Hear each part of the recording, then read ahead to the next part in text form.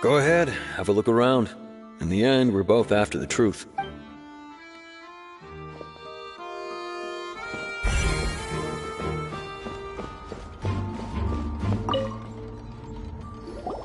Hello there! What are you investigating? Oh, this location has also been cordoned off because the Magic Troop members are currently considered prime suspects. The investigation team is still collecting evidence. The seats were all booked in advance, so we were able to deduce the missing woman's identity by checking the guest list. Sure, it's not like this is confidential information. We will publish it later anyway when we petition the public to help us find the missing person. Her name is Halsey. She's a painter from Fontaine who's made a bit of a name for herself. Apparently, she wasn't a regular at the Opera House, but she'd been feeling some pressure with her work lately, which made her decide to come see the magic show. The Magic Troop members all claim not to know her. We have looked into her social connections. It seems that she has no personal grievances or conflicts of interest with the suspects. Simply put, she wasn't related to the Magic Troop at all, which matches the features of the previous serial disappearances. Were the victims of previous cases also chosen at random? That's how it seems to us, in any case. Apart from the fact that they were all young women of around the same age range, there really weren't any other connections between them. Okay then. No need to be so formal. If you do happen to see the missing girl, please be sure to contact us. It is of utmost importance that we get to the bottom of these disappearances.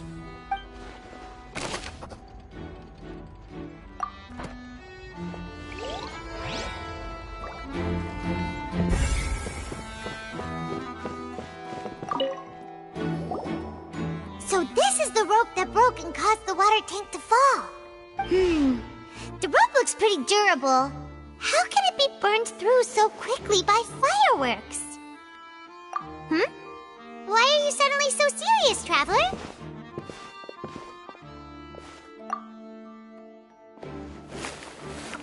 Whoa. Look! This bit is made from different material! Most of it was burned away, but there's still a little bit of it left. So if a rope meant to hold something was made with that kind of material in it, then that means... Wait! Why don't you write all this down? Let's take notes!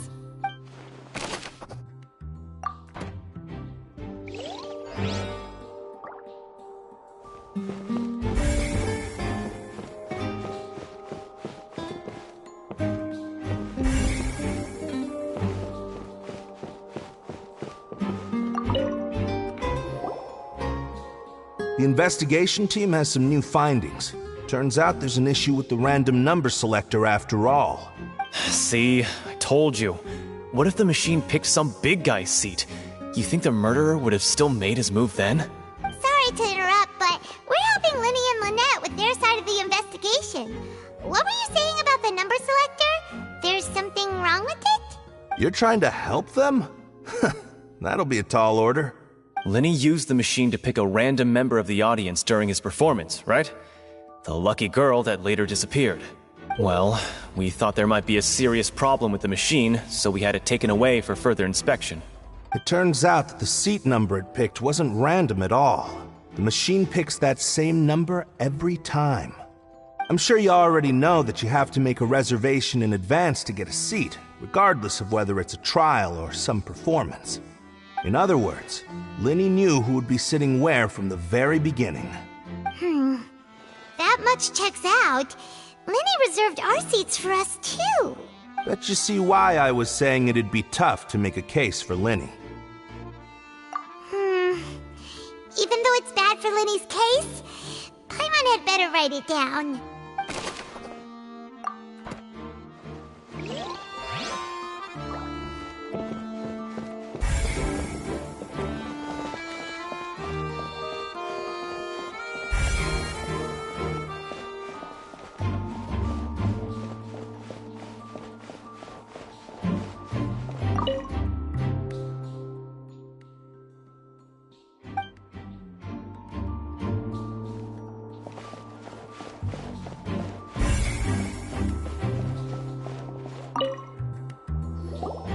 I see that you're investigating the area.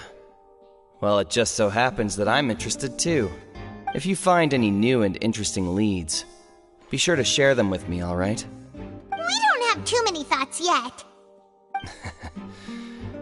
Then why don't I tell you my hypothesis first? The way I see it. And I'll start it with that loud thud. The thud? Oh, you mean the sound that happened during the countdown? Yes, exactly. It wasn't terribly loud, but I suspect that most people heard it. It's just that everyone was awaiting the results of Lenny's trick with bated breath, so no one paid it much mind. But now that the incident has happened, the thud has become an important clue. That makes sense. So, what do you make of it? I'm of the opinion that it may have been the sound of Lenny's accomplice. Lynette, perhaps. Jumping atop the water tank, or something like that. And when the pyrotechnics went off, she cut the rope, sending the water tank crashing down. But wasn't the noise we heard too loud for that? Perhaps the balance wasn't right, leading to a particularly rough landing. Oh, that's true. I suppose I must reconsider. That does remind Paimon, though. What was with that sound?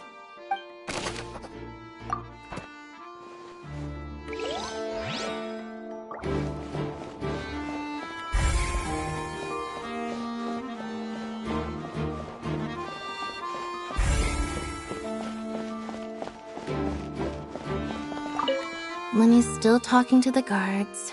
It seems he'll have a lot of explaining to do. I think someone will be assigned to monitor us later, but that's alright.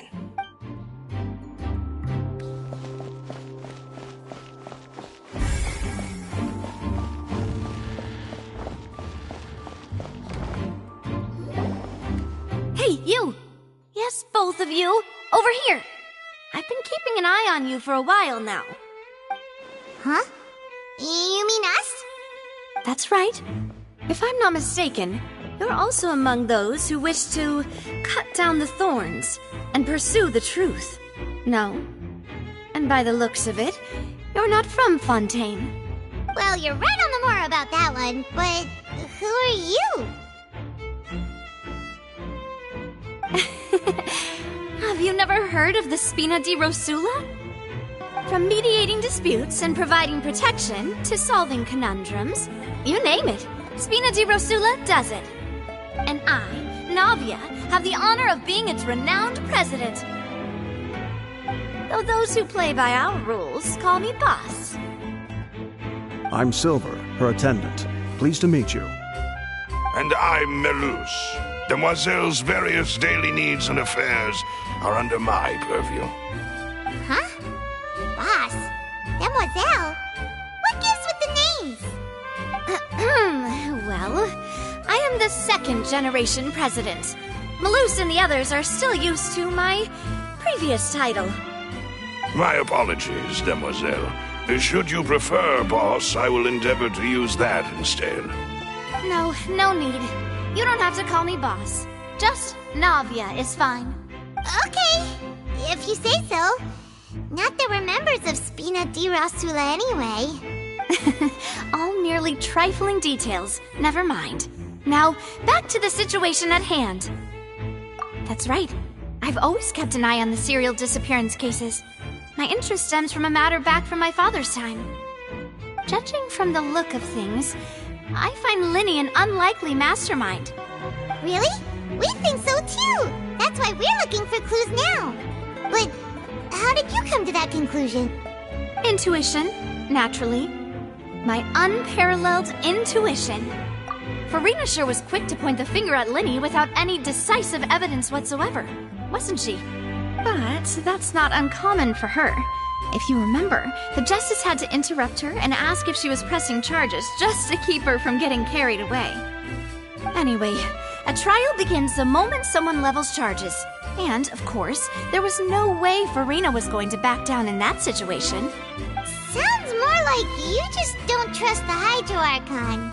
Well, what's your opinion? I must admit that she can be interesting at times, but liking her doesn't mean that I'll blindly agree with her. All right, I've answered your question. Now, it's time you answer mine. Wait a minute! Did that answer count? Well, I say it does. But don't worry, you won't hear any pointless questions from me.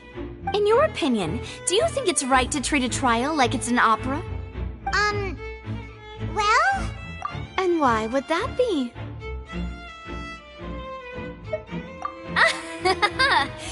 See, Silver and Maloose? I told you they'd be different. Most astute of you, demoiselle. I too think that the traveler's response was most excellent. No matter how wonderful the script or how fervent the audience's expectations may be, the trials that go on stage here must be based in fact. And if that can be done, boss, then... All right, that's quite enough, Maloose. Anyway, I like your answer. You passed with flying colors. Now, I need to make some preparations, following which our joint investigation shall commence. You two shall be my assistants. Wait! Since when did we become assistants? Well, I can be the assistant, sure. Or your companion, if you like. I'm really not that fussy. That's more like it. Far be it from me to brag, but I believe that Demoiselle's intuition will be instrumental in uncovering the truth. You wish to save a friend from false accusations, and we wish to unravel the disappearances. In this sense, our goals are aligned. You have a point. You're quite the talker, aren't you, mister? And what about you over there? What do you think? You seem like you've got something on your mind. I have nothing to add. Oh, alrighty then. We'll be making some preparations first. Just be sure to let us know if they start revealing Lenny's tricks. Thanks!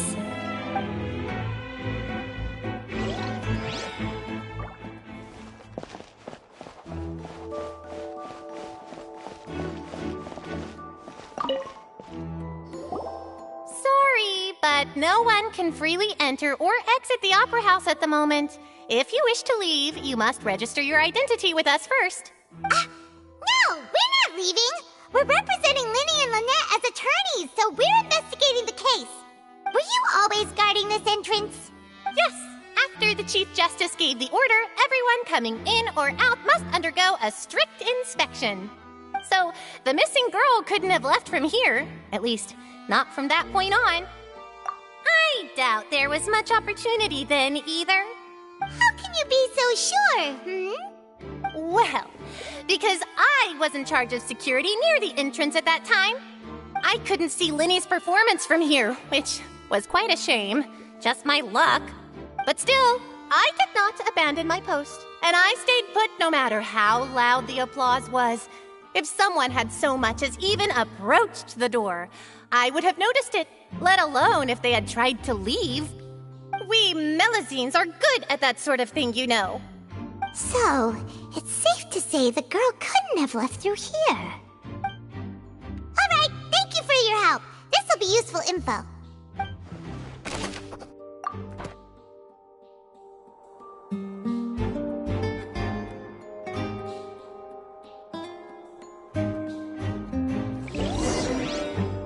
We've checked everything of note here at the performance venue.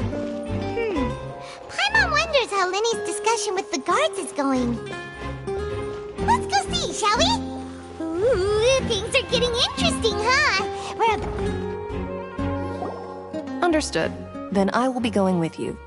Just so you're aware, I will be monitoring your actions and making notes as necessary. Very good. Thanks for being so agreeable. I'd pull a rose out of my hat as a gift for you if I could. You may spare the pleasantries. I'm just doing my job. You've arrived. Who's this? Me? I'm Spina di Rosula's guardian angel. If you've got a problem, I've got the firepower. Sorry, I got a little carried away there. Call me Navia. I'm a partner of theirs, and we'll be helping investigate this whole situation. And these are my companions. Would you mind if they join as well? Fine by me. Oh, new helpers? I would be most grateful. Well, let's just say we're tagging along. It's not every day you get to see the secrets behind magic performed on such a large scale. I appreciate your kind interest. Come with me. We'll be heading below stage. Huh? Below stage? Yes, a world of secrets is hidden beneath this magic box, prepared specifically for this switcheroo trick. But before I reveal everything, you should have a look first. Notice anything strange here?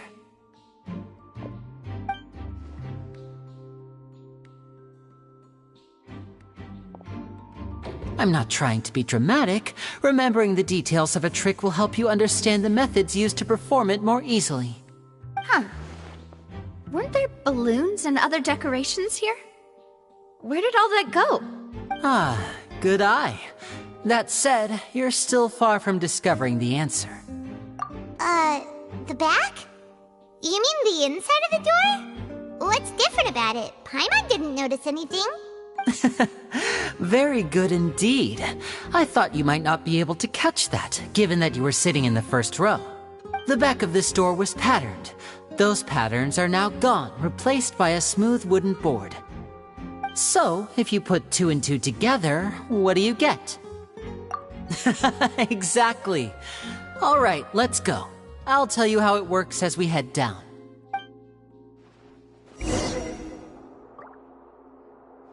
Oh, so there was a passageway under the magic box!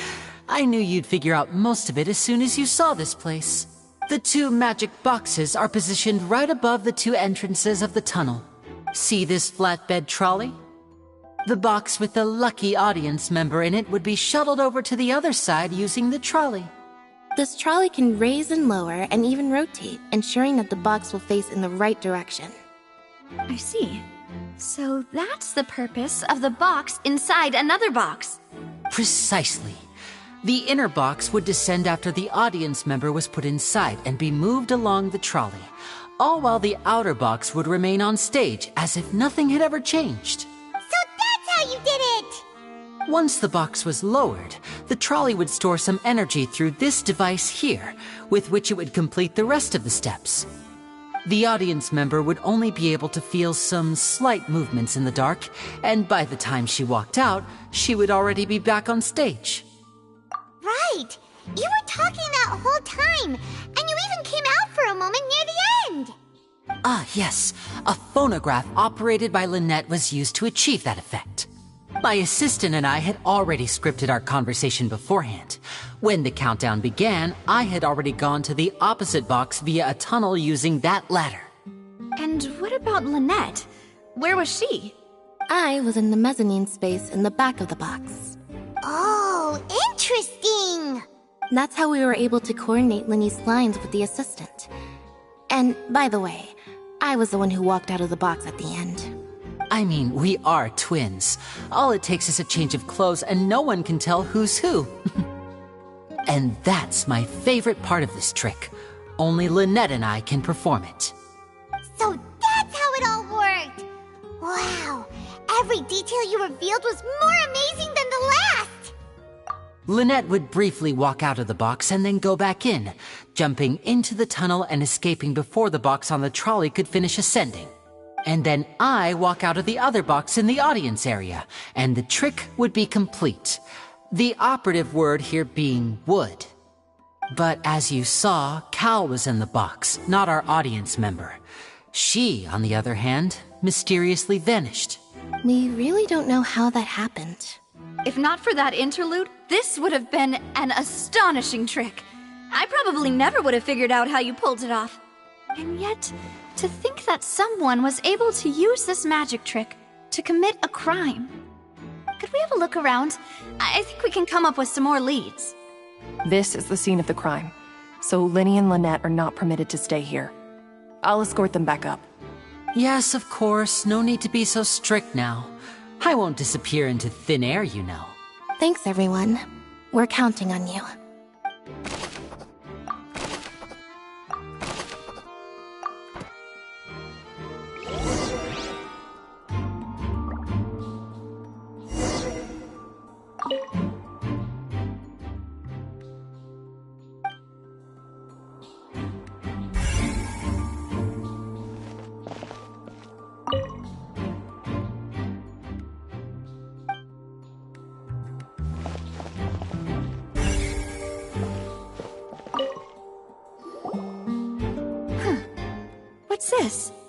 looks like a hook tied to the end of a rope. Huh? There's all kinds of odds and ends here. Perhaps it was a prop for a different trick. But why would it have been left here? Whatever it is, let's make a note of it first.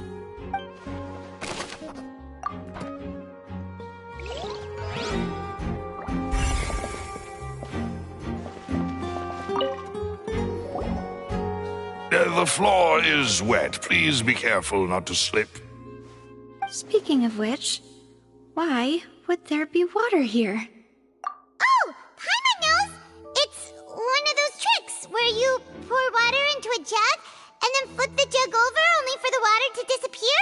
And here's a broken vase. Huh. Did the trolley knock it down while moving? That can't be. The trolley moves along tracks from start to finish. It couldn't have hit the vase at this distance. Let's note this down too and think about it later.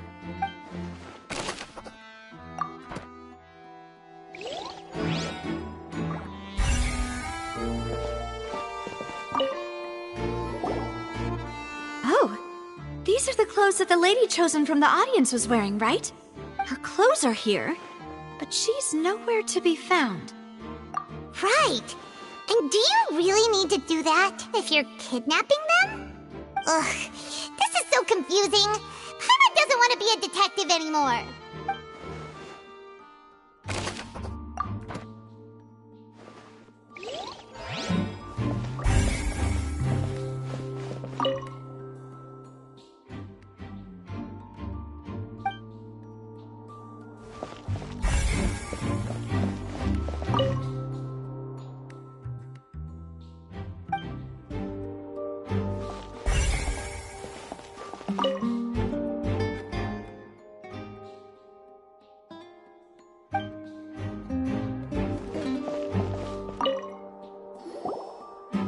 What is this place? It seems someone could fit through here. Huh. Could this have been the suspect's escape route? Alone, perhaps. But if they had to pull another person with them, the space would be too narrow. But there are no other ways in or out of here. Oh, you're right! Let Paimon write that down.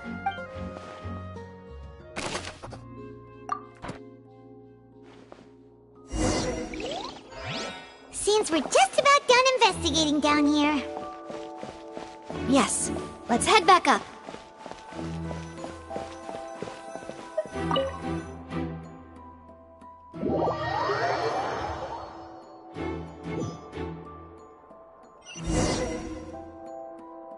Well, we've ascertained the state of the crime scene. Let's find a place to sort out our findings once Malus returns. It seems to me that there are several things that don't add up here. Apologies for the wait, demoiselle. So, what did the guards say? Did the criminal escape through the vent? They believe the odds of that are very low, since the vent leads to the Opera House's basement. The guards have checked the area carefully. No one left through the basement during the performance or after the incident, and no one was found hiding there. So the tunnels become like a secret chamber then! You know, like the kind you usually see in novels! The plot thickens. Halsey's disappearance and Cowell's death are both quite inexplicable. No wonder Farina was so confident in her accusation. All the current evidence points toward Linny and Lynette. In other words, the charges are very likely to be upheld unless we make some considerable progress. Charges and then trial. So if the charges are upheld, they'll announce a sentence? That's right. This is how a trial goes in the Opera House. During the proceedings, the Chief Justice and the Oratrice will hear statements from both sides. That's right. This is how indemnitium is produced. The statements from both sides, the defenses from attorneys, witness testimonies, and even the audience's emotions will all be projected on the Oratrice. To put it simply, it's as if the Oratrice has its own will, and is a judge in its own right. This also precludes any kind of favoritism on the part of the Chief Justice. Not that this has ever happened anyway. Once both sides have finished speaking, the Chief Justice will make his final decision. This, too, will be used by the Oratrice as a reference. Then, finally, the Oratrice will be consulted by officials. The result it returns is the will of justice itself. Huh? So that machine is the one that actually decides? Paimon thought Neverlet called the shots. In practice, there is very little difference. Both have always come to the same judgment, which is why people have great faith in the Chief Justice. Ah, yes, the guards also asked me to convey that none of us will be allowed to leave this place before the trial. Huh? Why? Because we've chosen to act as the twins' proxies. That makes us persons related to the case. They're concerned that we might be colluding with outside parties, or that we might find outside help to disrupt the case. And even if that were not so, it could prove problematic if we happen to spread key information about the case ahead of time. I'm ready to break out at any time. Whoa! There's no need for that! Paimon thinks they have a point. That said, are they providing food? Of course. I just hope you don't mind the lack of options. I'm afraid that catering to all tastes is not in the cards, nor is any guarantee of balanced nutrition. In that case, let's just sort out our findings together here. Pity. I was hoping to take you to try some of Fontaine's famous desserts, too. I mean, what better way to properly think through our findings than over some tea and sweets? Huh. Breaking out suddenly doesn't seem like such a bad idea after all. Just kidding! Paimon will still do her best, even if there are no snacks. What do you mean, no snacks? Of course we'll have snacks. If we cannot buy some, then we'll simply make some. Huh? Here? But how? Understood, Demoiselle. Everyone, please come with me.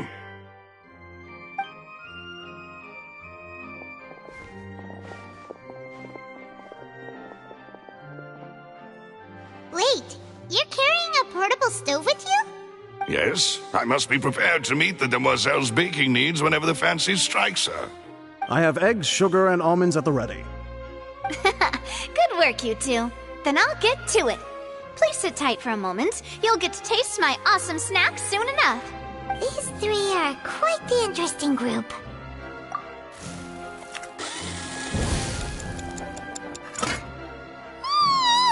And Paimon thought it smelled good while it was still in the oven! Oh, it's even better now. Paimon can't stop drooling. From the way you had these two guys carrying all that stuff around, Paimon thought you'd have them do more during the baking process. But you ended up doing the entire thing by yourself! Beating the egg whites, grinding almonds, everything! I was applauding. And I was giving encouraging smiles. Paimon was just thinking, aren't you worried about getting your fancy dress dirty, beating egg whites and baking like this?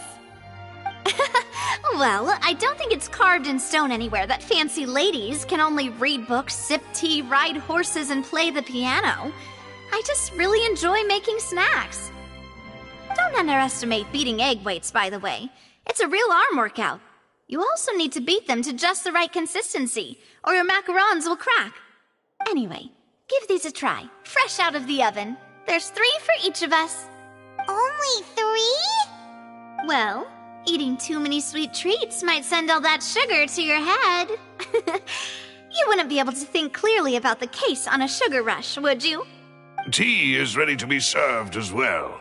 This is Demoiselle's favorite, strong black tea with a floral fragrance that clears the mind and lifts the spirit. No need for concern. I'm merely doing as I should.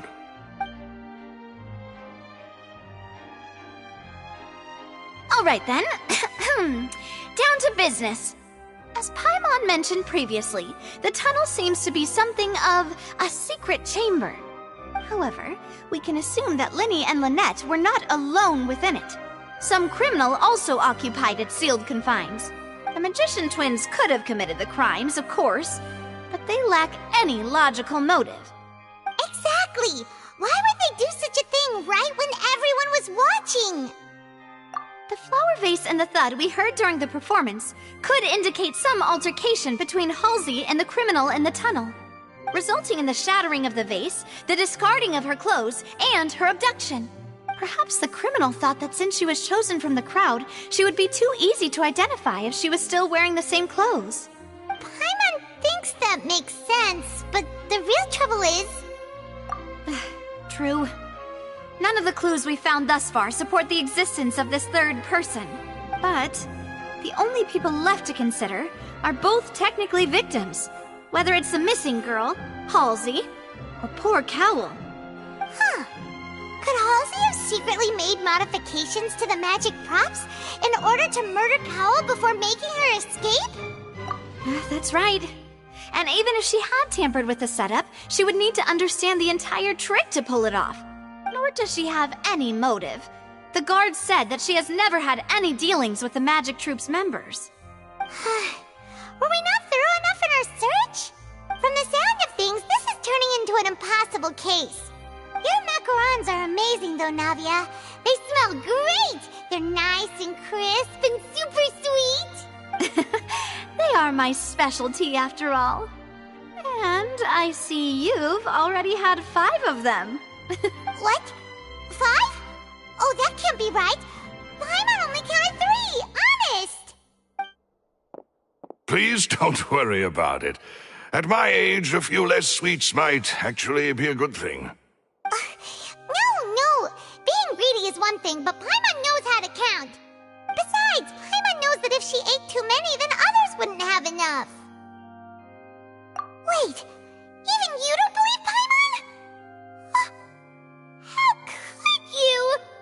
If Paimon ate those 2 extra macarons, then may they turn into stone in her stomach! All right, we get it. Well, I suppose one of us might have gotten too engrossed in our chat and eaten them by mistake. No big deal. Maloose, set up the stove again if you would. Huh? What are you doing? Making sure everyone gets 3 macarons, of course. Exactly. We don't want to trouble you. As you wish, demoiselle. And I have the egg, sugar, and almonds.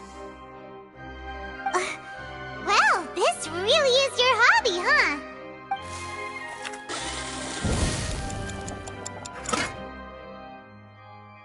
Well, that's it for snack time. I'm going to have another look around the area. I don't know what we're looking for yet, but we've still got some time. As attorneys, I suggest the 2 of you think the case over again. It would be awkward if you got all tongue-tied on stage during the trial. All right, thanks for your help, and for the snacks. It was nothing. A small task for the Spina di Rosula. Silver, Maloose, it's time to go. I'll be back if I find anything new. All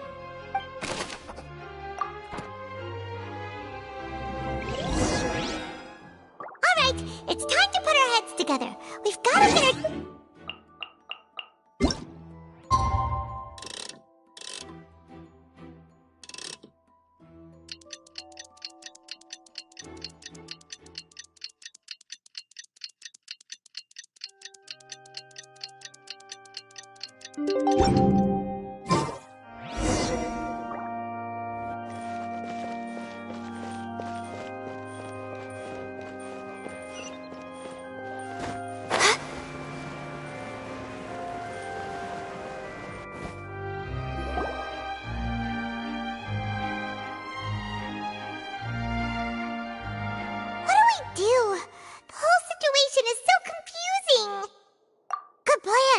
Impossible things don't just happen. We'll get to the truth one way or another. Just relax. Even if everyone else suspects Lenny and Lynette, at least we will be supporting them from the stands. Besides, I doubt Farina understands any more about what happened than we do. Thanks, Navia. Well, we'll be going then. Best of luck to you.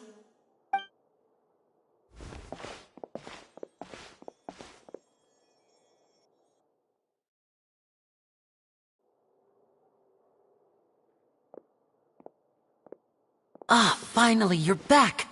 Well, how did your investigation go?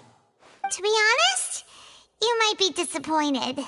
No. We're already very grateful that you were willing to help. Well now, don't you all look disappointed. Don't tell me that your investigation came up empty-handed. That was to be expected, of course. The guilty can never produce proof of their innocence. But don't let that stop you. I shall be terribly disappointed should you, my most anticipated foe, concede so easily. Since both parties are present, I declare that the trial regarding the magic show incident is now in session. Firstly, in order for the audience to understand the causes and results of the incident, could we please have Mr. Linney explain the trick? Yes, of course. I will explain while Lynette demonstrates on stage. All the necessary items have been prepared.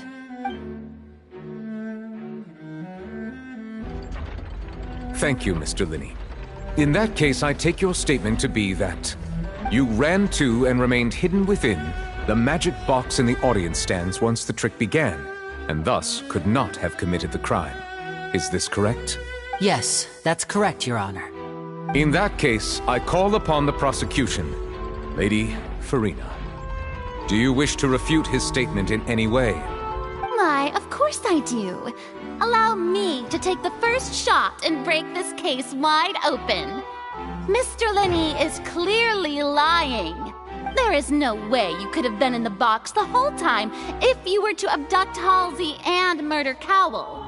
In fact, I'd say you were hardly in that tunnel at all.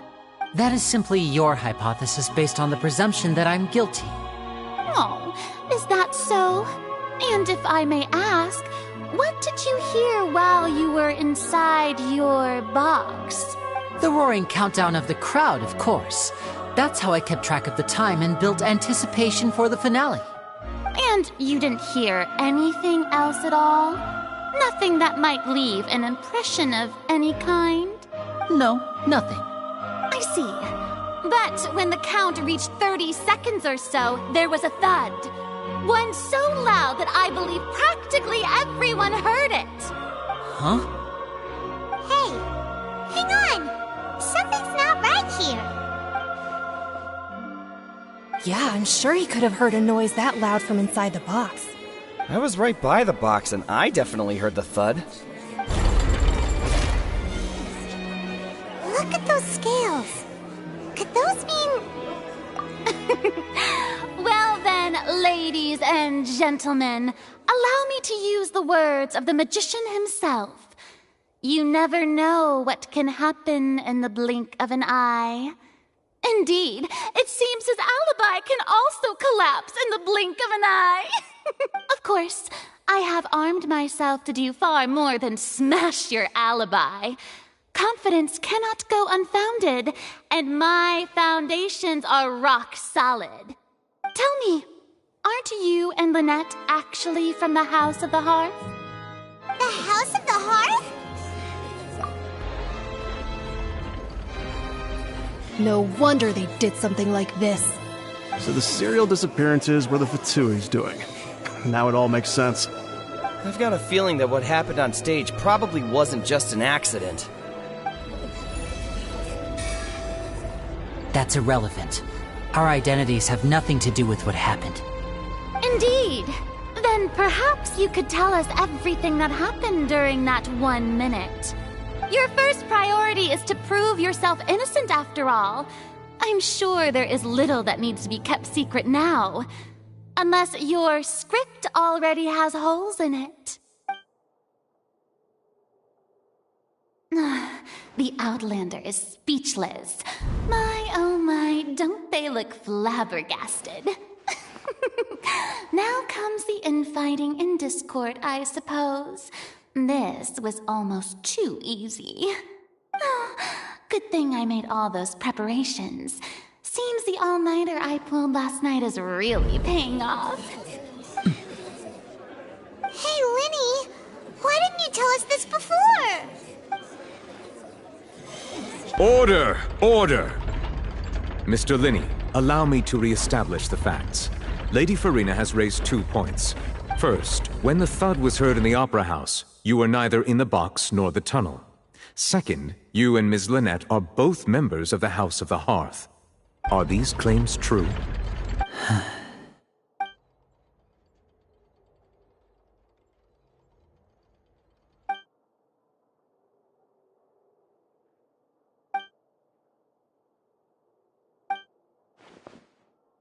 Please answer my question, Mr. Linney. I'm sorry. Yes, they're true, Your Honor. I knew it! Well, that's it. We might as well move on to the sentencing already. What should we do now? Granted. In that case, what is your request? Is that really necessary? They're already as good as guilty. The defendant deceived their own attorneys. What is there left to discuss? Order! Order, I say! Your request is reasonable, and we shall adjourn. This trial will reconvene in 1 hour. So you would stick to Mr. Linney's defense even after knowing what you do now? You certainly have more professionalism than I thought. In that case, my dear audience, let's allow the joy of victory to steep for a little while longer.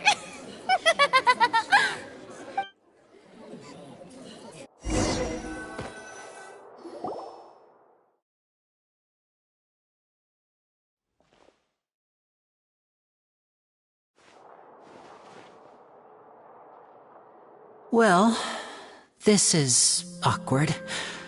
I didn't think the Hydro Archon would dig all that up. I'm sorry, Traveler and Paimon. Yeah, sorry. Paimon doesn't know where to start. We trusted you two. We based our entire reasoning on the assumption that you weren't bad guys. Not to set the wrong tone or anything, but Paimon's really mad! I'm very sorry. I know you're angry, and reasonably so, but please, let me explain. I know you've clashed with the Fatui several times before. I wouldn't be surprised if just hearing the word is enough to make you upset. But our organization is very, very large, and the Harbingers have very different personalities and goals. Right now, we want to save people. As many as we can. That's right. I'm sure we're on the same page when it comes to this nation and the disaster that its people might face. I knew if it weren't for our respective identities, we could become good friends. That's why I didn't wish to flat out lie to you, but chose to hide some details instead. The truth is very important, but being completely transparent about everything would see us spending more effort than we need to. Right. So, you be the judge. Heck, if I were you, I fear that I'd even struggle to trust me at this point. You met a Fatus who works as a magician, a trickster by trade. All by coincidence, too. But still, I'm asking you to trust me. I am no criminal. At least, not in this case. Sorry. Please forgive us. Well, you both say that, but... Right, let's hear your answer first, and no lies now! Of course. I'll answer any question you ask. We've been trying to find out how the Oratrice operates. We want to know why it has consciousness. Why can it deliver sentences accurately? During our investigations, we learned that the machine's core is beneath it. From that moment on, Lynette and I have been designing this box swap trick, with the objective of getting close to the core. Is that why you needed a whole minute? That's right. In truth, the audience would take about 75 seconds to count down from 60, while I would only need 15 to get to the opposite box. So, after jumping into the tunnel, I accessed the Opera House basement via the vent, and went to investigate the room in which the core is stored. That air vent was created during the construction of the tunnel specifically to execute this step. Well, nothing. As soon as I reached that room and was about to investigate, I heard someone's voice. Which should have been impossible, of course. I was quite certain that I was the only one in the room. That voice seemed to recognize me and tried to speak to me. I chose to err on the side of caution and retreated the way I came. On the way back, I saw the broken vase and the clothes on the ground, but the countdown was almost finished, so there wasn't time to give it any thought. After that, the homicide occurred just as you saw. Well, that explains why you didn't hear the thud. Because of that prophecy I told you about, of course. We must know all we can about this nation's secrets in order to deal with that prophesized crisis. That's the only way we can save everyone. So, there you have it. The whole truth. I swear, I didn't hide anything from you this time. It was never my wish to proceed under this cloud of mistrust either. But like I said earlier, you can be the judge. If you want to leave because you don't trust the Fatui, there's nothing I can do to stop you. Well, Traveler, you decide. Paimon will follow your lead however you choose.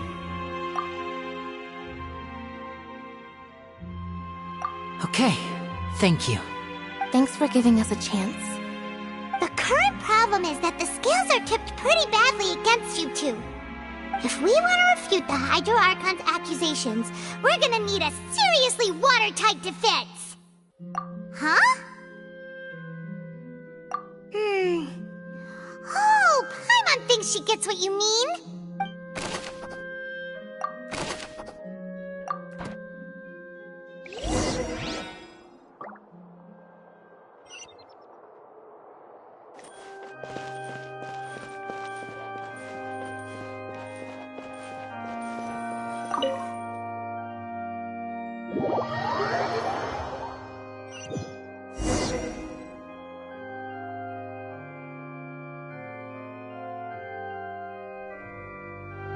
Both parties have returned to their positions.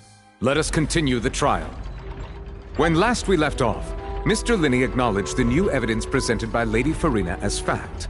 Therefore, Lady Farina may continue stating her reconstruction of the events. That took long enough. Now then, if everyone would lend me their attention. At this stage, let's revisit that scene from Linney's perspective.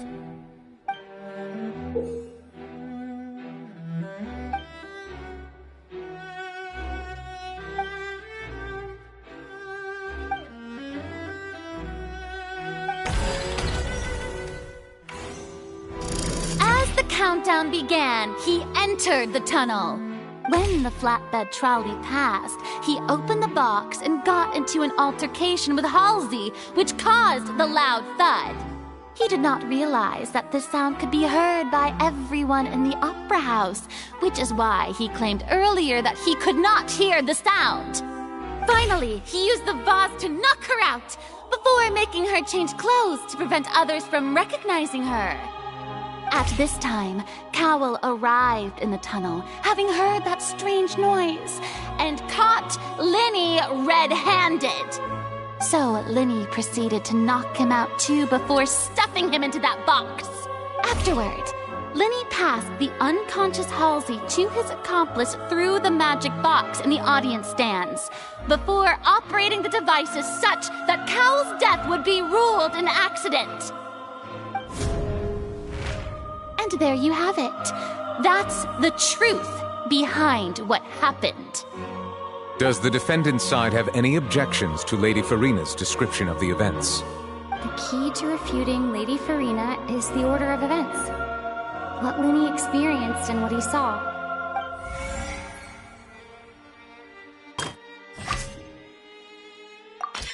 According to Linney, he left via the vent after entering the tunnel. He couldn't have had that altercation with Halsey.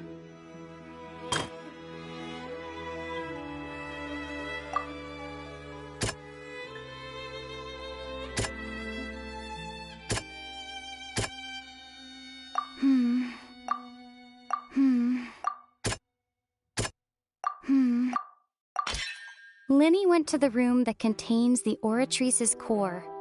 This is the actual truth.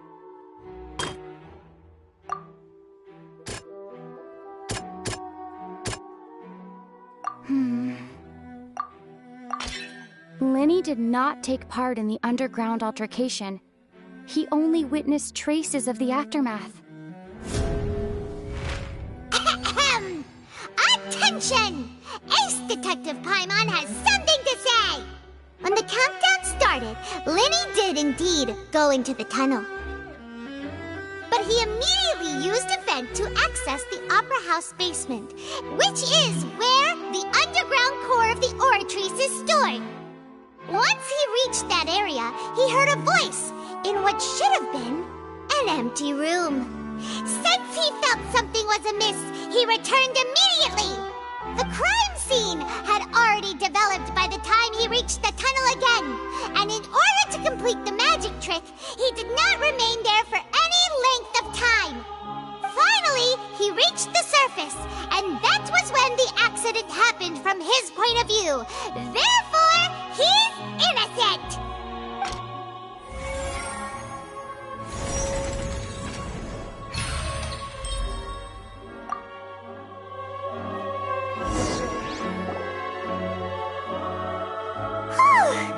Paimon did it! Paimon actually managed to say all that! Wasn't it awesome?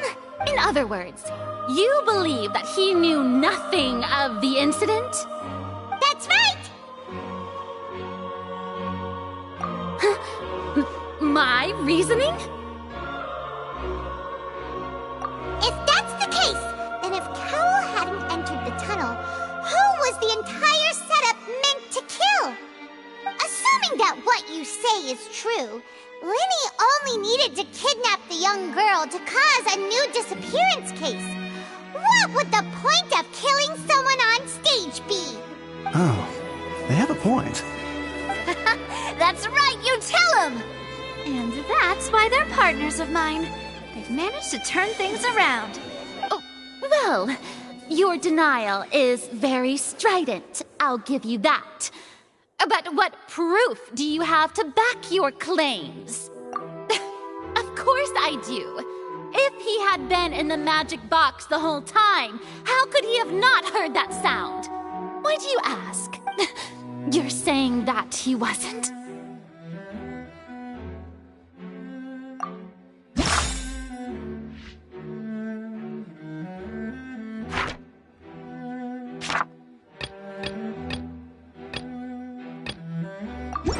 Are you sure we don't need to give this more thought?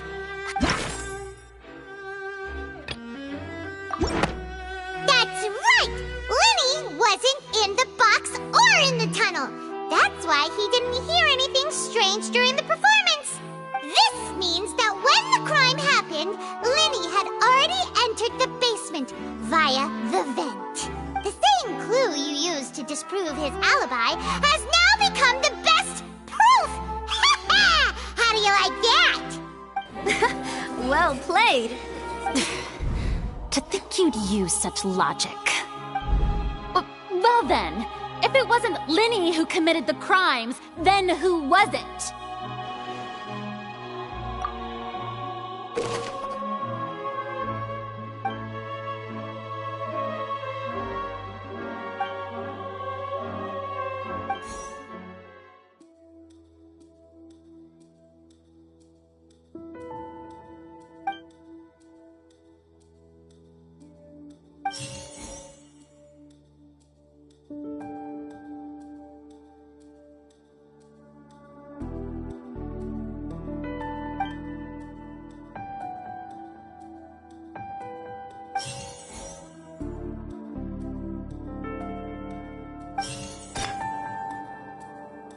The deceased's name is Cowell, Linny's assistant.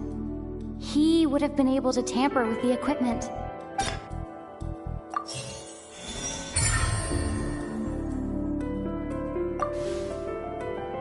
Huh? That can't be right. Are you serious?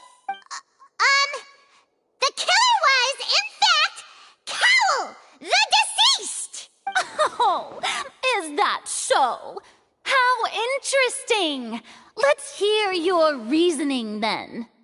What I must do next is recreate the truth. What Cowell did, and how he went from would-be perpetrator to victim.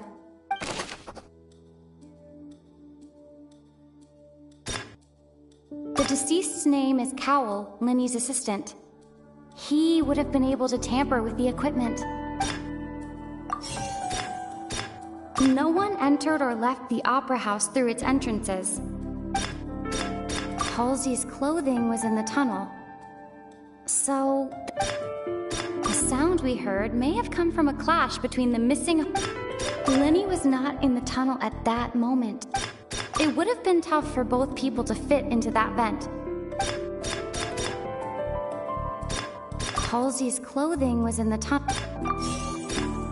The sound we heard may have come from a... It would have been tough for both people... No one entered or left the opera house through it.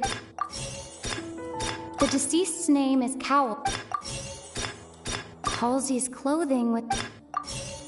The sound we heard may have come from a clash.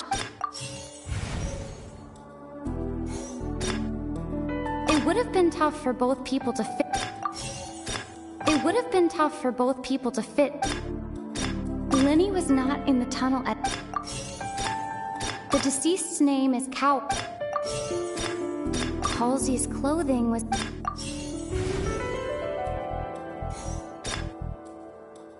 Halsey's clothing was in... No one entered or left the... No one entered or left the opera... The sound we heard may have...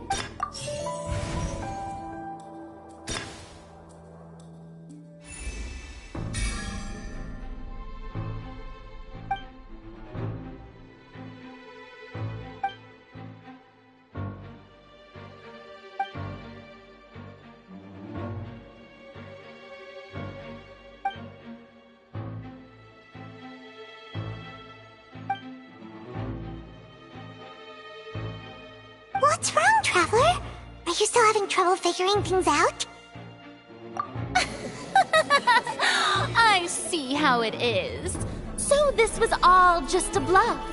And here I thought you had something to show for it. But it seems you're still far from the truth. Look, since we're at a dead end, why not consider a different track? Just like the trick as it transpired, the end result must have been utterly different from the magician's initial design. If only we knew how Halsey disappeared. Well, that would be nice, but the tunnel only has 3 exits, and none of them seem very likely. And it's not like this is a magic trick where you can just make a real live person disappear. You know, like you did from that water tank, Lynette.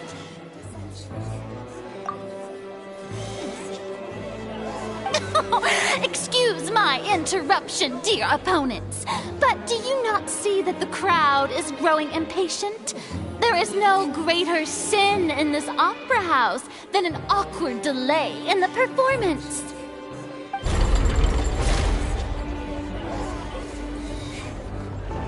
If the defense is unable to make further effective arguments, we will move on to the next stage of the trial. Lenny was not in the tunnel at that moment, which gave our criminal ample time. The sound we heard may have come from a clash between the missing Halsey and the criminal. The deceased's name is Cowl, Lenny's assistant. He would have been able to tamper with the equipment. The vase was not broken by chance. It was used to cover important evidence. The water...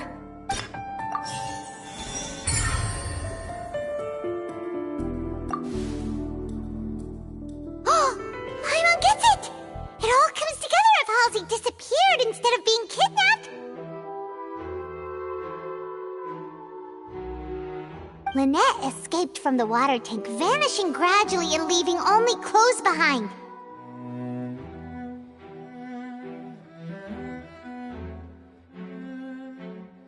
If there's a similar method where a person could be transformed into water... Just a moment, please. I do hope you know how preposterous you sound at the moment. How could a person ever be transformed into water? This is reality we're talking about here, not some magic trick. Must we really? I should think that of anyone. Your friend Linny already knows this truth very well. Magic tricks are ultimately just illusions and misdirection. But Halsey's disappearance is very real. We're talking about 2 completely different things. Even so, I trust the Traveler's judgment. The truth must be out there somewhere. Perhaps some new line of reasoning may open if we try to gather all the focal points that don't make sense. Since Cal was the deceased, we haven't placed much attention on him. But given that we aren't making much progress with the case, it wouldn't hurt to have a look at his belongings, would it? People really do come up with all sorts of harebrained schemes when at the end of their rope. The way I see it, your suggestion that we broaden the scope of our investigation is nothing but a tactic for stalling the trial. Nevertheless, I believe that this is a reasonable request on the part of an attorney. Since the trial does indeed appear to be at an impasse, I believe that additional evidence may help us make more progress. Guards, please step into the lounge and examine the personal effects of the deceased, Cowell.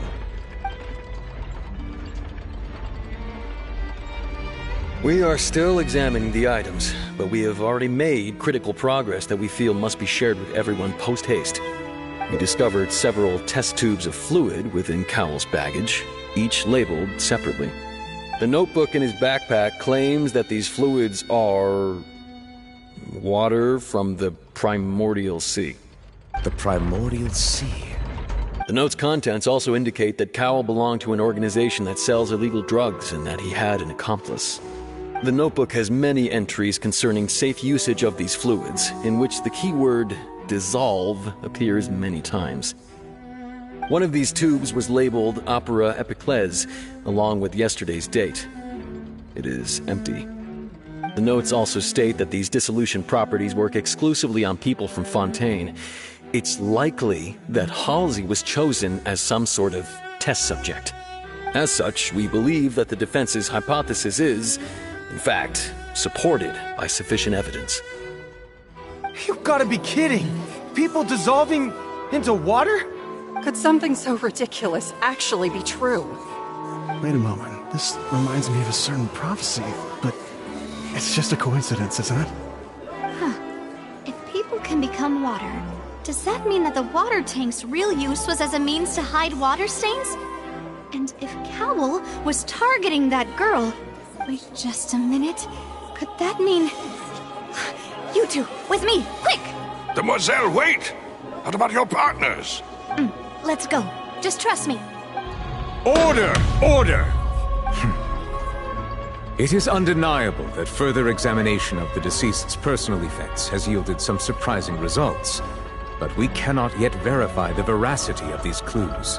Still, let us assume that these clues are indeed authentic, albeit with the understanding that Ms. Halsey has yet to be found. Guards, please continue examining the items along these lines.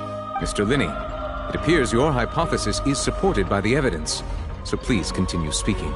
Of course. Thank you, Your Honor.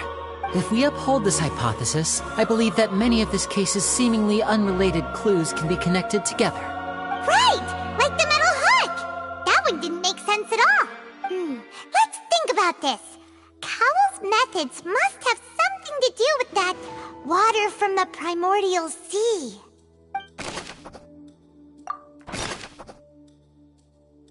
The deceased's name is Cowell, Linny's assistant.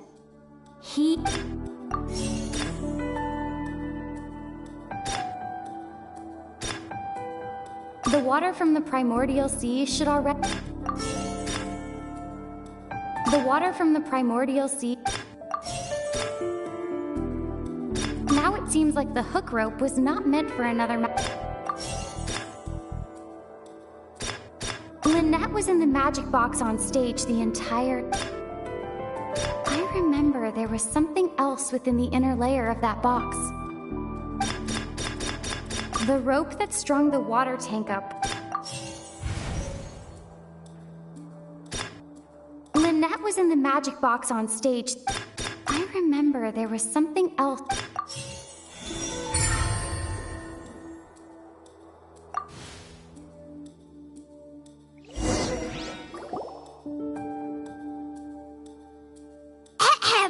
It's Ace Detective Paimon's time to shine again! In the original plan, Cowell would tamper with the water tank rope and the number selector securing his target. When the magic box containing Halsey was lowered, the metal hook would retract gradually and pierce the balloon at the top of the box. When the balloon attached to the box popped, the water from the primordial seed inside it would pour down and dissolve Halsey. Afterward, Cowell would enter the tunnel and break the flower vase to conceal the water inside the tunnel, with the remaining evidence being covered up by the water tank on stage. But he encountered something unexpected in the tunnel, and wound up being fatally hit by the same water tank he meant to use to cover his tracks. Huh. That does make sense. That actually links together a lot of the more confusing pieces of evidence.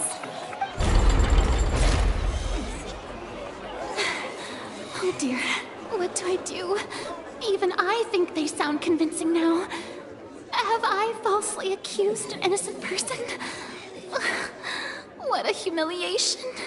Now, it seems like the only point of contention remaining is the exact circumstances that led to Cal's death. His notes mentioned he had an accomplice who could be related to the situation.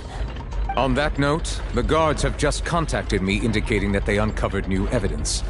I shall now invite him on stage to share it with us. Thank you, Your Honor. We were just inspecting the luggage of the other people involved in this case. And we found an identical sample of the water from the primordial sea among Linny's personal effects. What? That can't be. Oh, I see. Well, how wonderfully comedic to have your own counterattack only to come back and wound you. Does this not clear all doubt? My dear citizens, my loyal audience, allow me to present my reasoning and bring this performance to a swift close. Linny did not need to take part in the dissolution of the young woman at all. Indeed, he did leave the scene via the vent. Having made modifications to the props beforehand, his accomplice Cowell then caused Halsey to vanish using the water from the primordial sea. But upon his return, in cruel avarice, Linny desired sole credit and prepared to do away with his partner in crime. Ultimately, he knocked Cowell out, and the tool meant to cover the crime up also became a murder weapon. Now, as much as I regret having come to such a viciously straightforward conclusion, it does seem that the famed Fatui is quite the cold-blooded and ruthless organization. Am I right, Mr. Linny? We've used up all the evidence we collected. There's no way for us to make a rebuttal here. Is this the end of the road?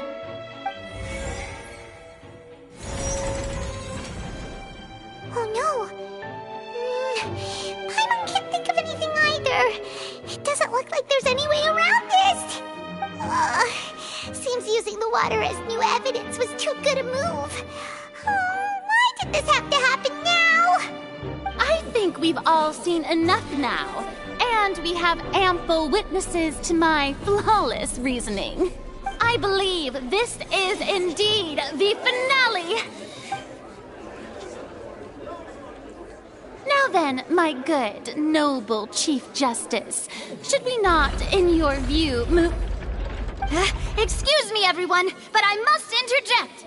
Miss, I must ask you not to shout, and to respect the ongoing legal proceedings. Oh, come on. Don't be hasty.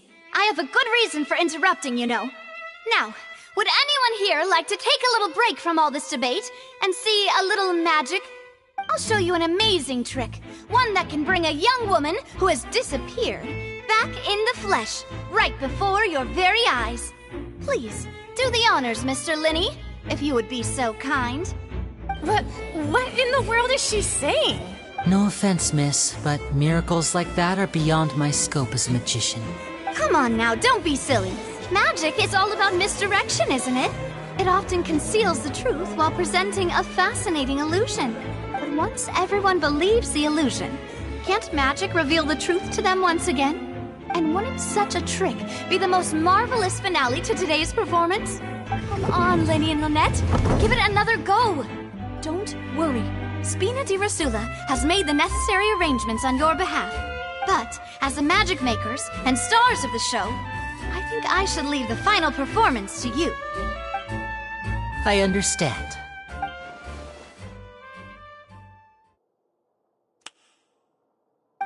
voila.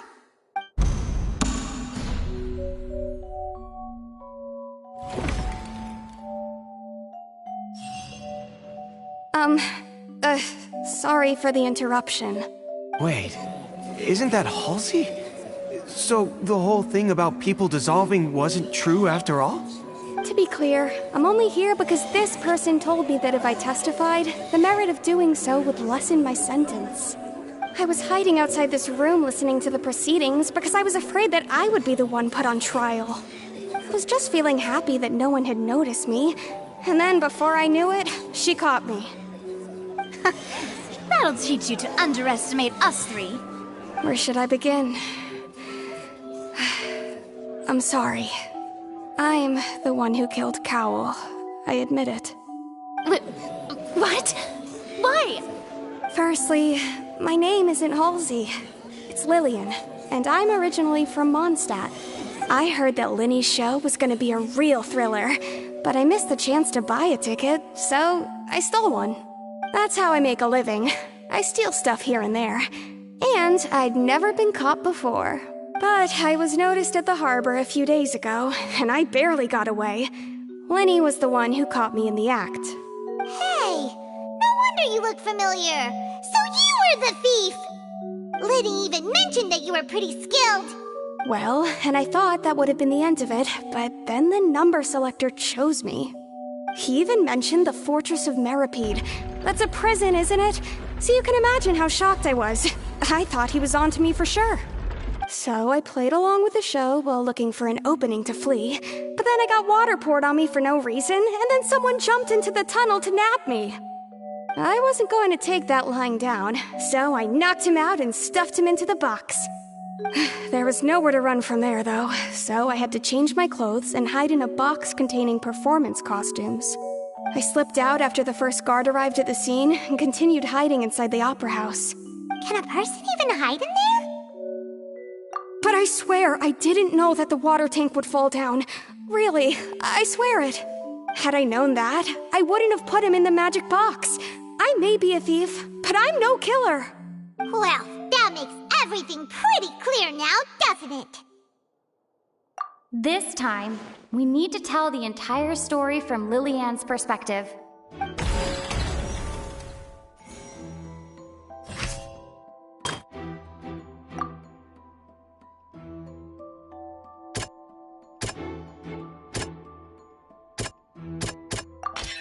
The strange sound wasn't from a fight.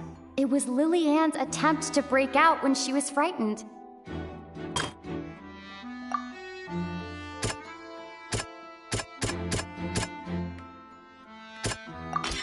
The flower vase was not broken to cover anything up, but was smashed during the struggle between Lillian and Cowell.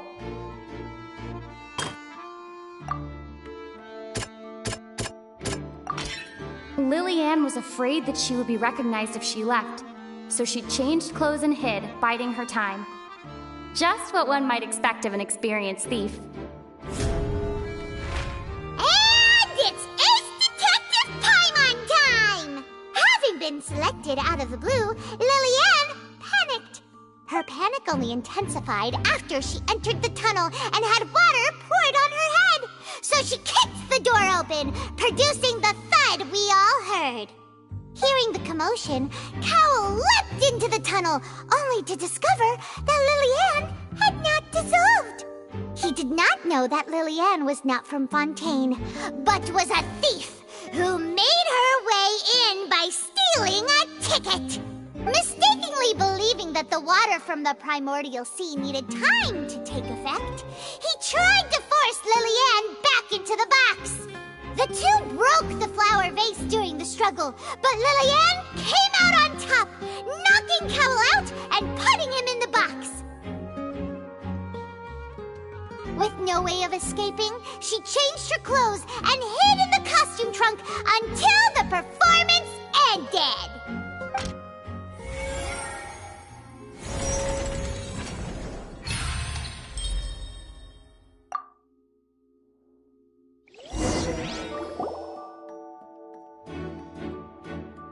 She knew that she would have to go through guard inspection if she tried to leave afterward, so she has been trapped in the Opera House these last 2 days! She had already become desperately hungry by the time we were chatting over macarons.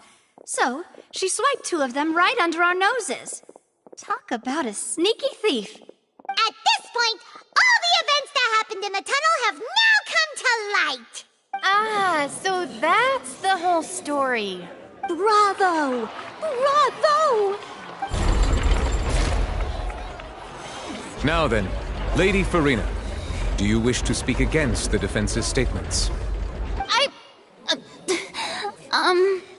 Please answer the question, Lady Farina. Also, if I may add, the trial has not yet ended. As such, I request that the prosecution not leave the room before the proceedings have concluded.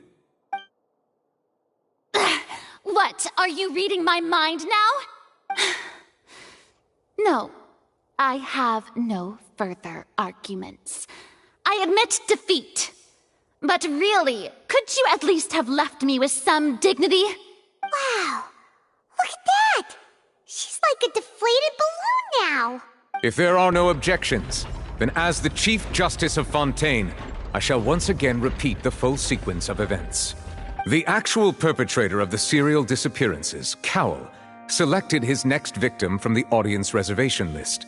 With some modifications to the selector, he could ensure that the pre-selected young woman would be chosen. To cover up any evidence while committing the deed, Cowell thought of allowing the water tank to fall, which would conceal the water left behind after the young woman was dissolved. He also tampered with the rope suspending the water tank, using the fireworks at the end of the performance to cause the tank to drop and hide the watermarks. He poured the water from the primordial sea into a balloon during the preparation of the magic box and stuck it to the box's lid. Finally, he passed the prepared hook on a rope through the gap in the magic box's door when bringing the young woman to said box.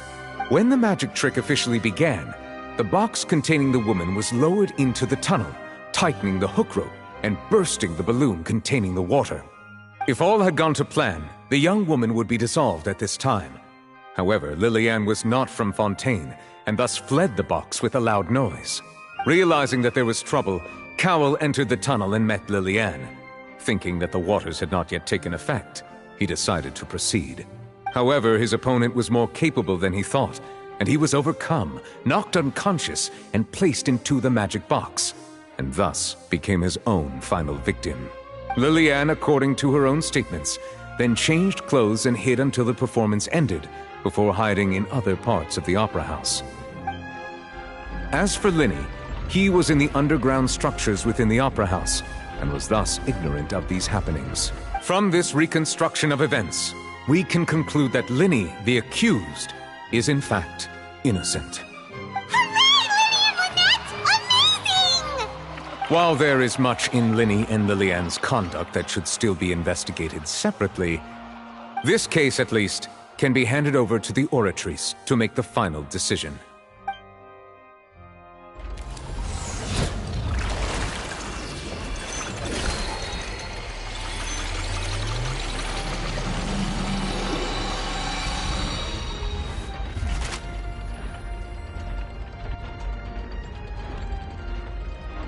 As such, Linny and Lynette are officially declared not guilty.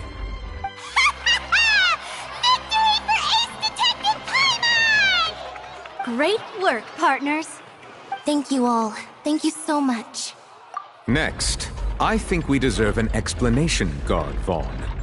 How did you find the water from the primordial sea in Linny's baggage? Right! Your discovery caused me to make a serious mistake, you know. Or was that not a discovery, but false evidence that you dared to bring before this court? I suspect that the accomplice mentioned in Cowell's notes was not Linny, but you, yes? I'm sure you know what you must do to lessen your sentence. Speak quickly! Unless you want to earn yourself a one-way ticket to Coupon Town. I was just following orders. We were supposed to place blame for the serial disappearances onto Linny, and thus cause suspicion to fall on the Fatui. The higher-ups said this was the best opportunity to do so. And now that your plan has fallen through, and the secrets of the water have been revealed, you have become a liability to said higher-ups, yes? Therefore, you would be wise to tell everything you know and seek the protection of the guards. Yes, I'll tell you everything I know. Our boss discovered that the water can cause people to dissolve. It can also be made into a potion, which when extremely diluted, can cause people to experience unforgettable exhilaration. We've been in this business for a while now, and have made decent more off it. The disappearances were also the boss's idea. I mean, this is the boss we're talking about. The...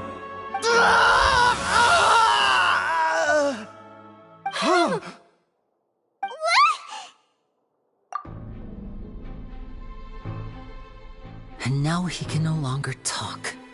Such ruthlessness. I shouldn't have expected any less of them. An outrageous act. All present, please submit to inspection immediately.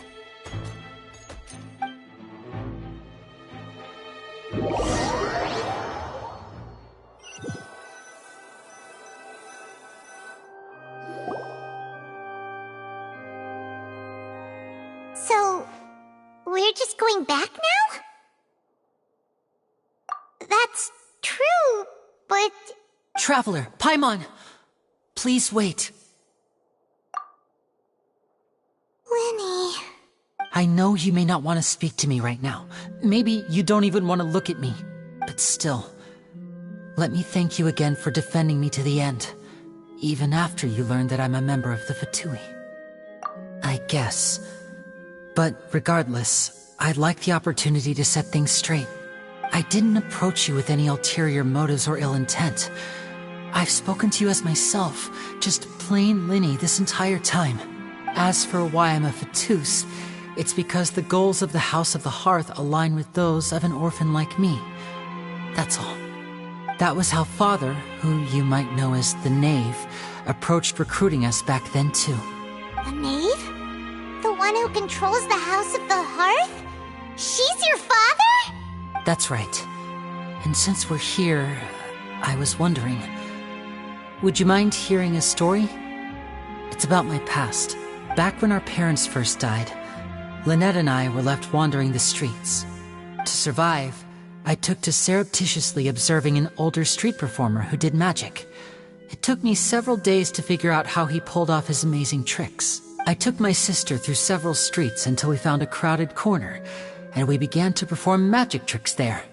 To my surprise, we proved to be pretty popular, and we could at least stop worrying about where our next meal would come from for a time. But before long, an aristocrat came to me and claimed that he wished to take us in after watching my performances. So you went from orphans to nobility just like that? That was how we felt at first too. As if fate was on our side and we could say goodbye to those painful days. But I gradually discovered that while we were called foster children, he was really after my talent for magic tricks. He would constantly take me to all sorts of banquets to garner attention, which he would then use to expand his social circles. That doesn't seem too bad either. Better than roaming the streets at any rate. It took a while for me to realize just how dark his heart really was.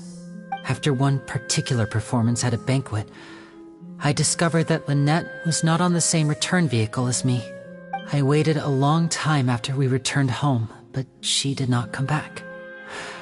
I went to that noble's bedroom and asked him about her whereabouts. The answer he gave me was, she caught the eye of the most eminent person at the banquet, so I sent her over as a gift. I mean, you'll be able to perform your magic regardless of who your assistant is, yes? Oh no. So he was gonna... But wouldn't Fontaine's laws deal with such people? As far as outsiders are concerned, this is a relationship akin to adoption or foster care, and they have their ways of escaping the eye of the law. I managed to ferret out the location of the mansion of that so-called eminent person and hurried through the night. But by the time I leaped over the walls, avoided the guards, and made my way in, all I saw was the moonlit ground covered in blood, and the knave standing there in the darkness. So, she'd already taken care of that guy. That's right. She had rescued my sister before she could come to any harm, and had even discovered several girls hidden in a basement, all of them orphans. Father, the knave, might have seen something in me, and so she made me an offer. The House of the Hearth welcomes you, for your interests align with ours. Here, none will ever betray you. Indeed, betrayal shall never be permitted here. I was hesitant to trust her. I had just been betrayed by nobles. But she was also quick to destroy the noble who had taken us in at first, giving us back our freedom. Oh, so that's how the two of you joined the House of the Hearth. She has her own plans. She has gained permission from the Tsaritsa to first use the Gnosis' power once she obtains it. She plans to use it to find a way to break the prophecy and save Fontaine. So, she believes in that prophecy too? That's right.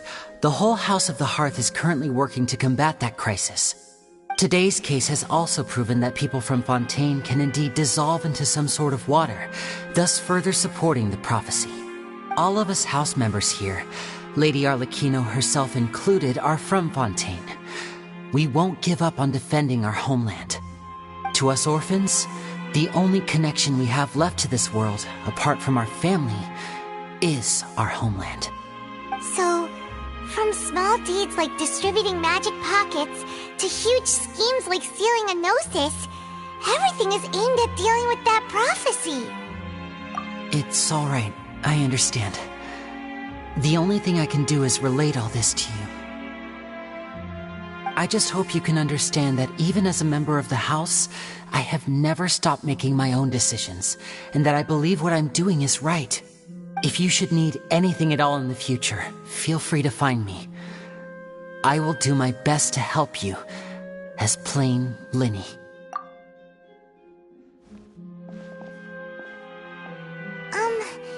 Bye, Linny!